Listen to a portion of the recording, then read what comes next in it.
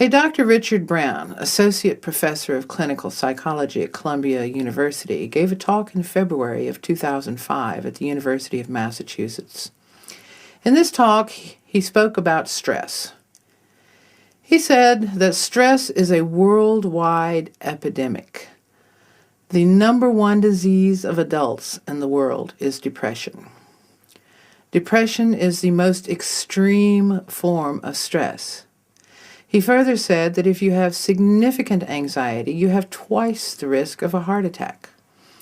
If you have significant depression over time, you have 4 times the risk of a heart attack. He added that stress can also increase the risk of cancer at an early age. Well, we all know that we live in a stressful world. The stress response is vital for survival in times of danger. The problem only comes in when it is turned on too much, too strong, and too often. Stress increases dangerous inflammatory factors called cytokines. It damages the hippocampus and causes memory loss. Stress can cause mood disorders. It can reduce the brain's ability to repair itself. It can increase abdominal fat, and it can interfere with thyroid function. It even increases the stickiness of the blood, which can lead to blood clots, heart attacks, or strokes. So all of those things are the bad things about stress. But let's go back to that idea that the stress response is vital for survival in times of danger. We need to think about the world we live in and the dangers we face. Obviously, our stress responses are telling us something, individually, socially, globally. There is danger out there. There is danger everywhere. And we all need to understand why that danger is there, why our bodies are responding to stress. Our ancestors were not routinely exposed to the types of poisons that we encounter in our daily environment. We have not evolved the proper physiological machinery to break down these toxins. Today, humans are exposed to more toxic chemicals than at any other time in their evolution on this planet. Early in the 20th century, farmers didn't try to kill all the insects in any given region. They accepted the fact that insects would be more numerous in some years and at some times. During the bad years, they sprayed some pesticides that were toxic to the insects, but not very deadly to people. But during the 1940s, DDT and other related petrochemicals were developed into sprays for killing malaria-carrying mosquitoes. These new pesticides were very effective. They destroyed many mosquitoes and also the helpful insects and many other species. DDT-type pesticides were cheap and could be produced from plentiful crude oil supplies. Farmers, corporations, and consumers were excited by this. Now they could kill all the bugs, save all the crops, and make lots of money. In the cities, people were spraying DDT everywhere. If the first spraying didn't work, you could spray again, kill even more bugs.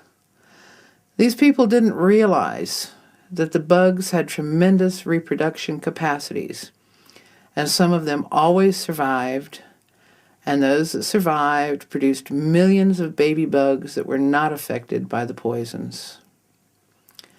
So we are immersed in a poisonous environment because petrochemical toxins are fat-soluble.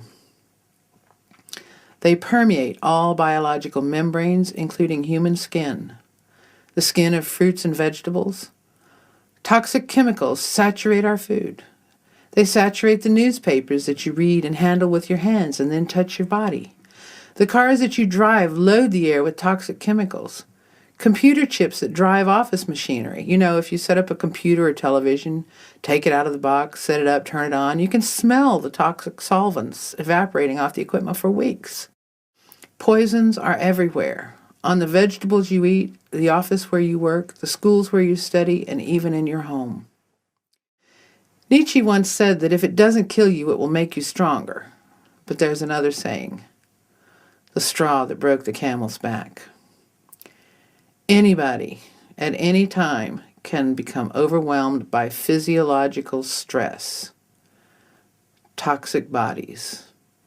That's one of the main contributors to the stresses in our environment. And as I mentioned, human beings did not evolve in a toxic environment, either physically or psychologically. So we have psychological stressors, fear responses, and we have physical stressors from the toxicity in our environment that makes us less able to withstand the psychological stress that we are subjected to. And we go round and round and round, getting more and more stressed every day. We've talked a great deal about detoxing the body on our websites, and of course our main work is focused at detoxing the mind and the emotions, sorting out unhealthy programming from childhood, from society, from religion, helping the person free up their creativity so he or she can face our realities with some equanimity and balance. But clearly, the storm of toxicity in our world has increased to such a pitch that we need stronger methods and techniques. And that is what this program is all about. That is what we're going to talk about today. There is something very simple you can do to alleviate the effects of stress and assist the detoxification of your body, mind, and emotions. Well, it's not exactly accurate to say simple because it does need application and consistent application. But in a certain sense, it is simple. You just simply stimulate your vagus nerve.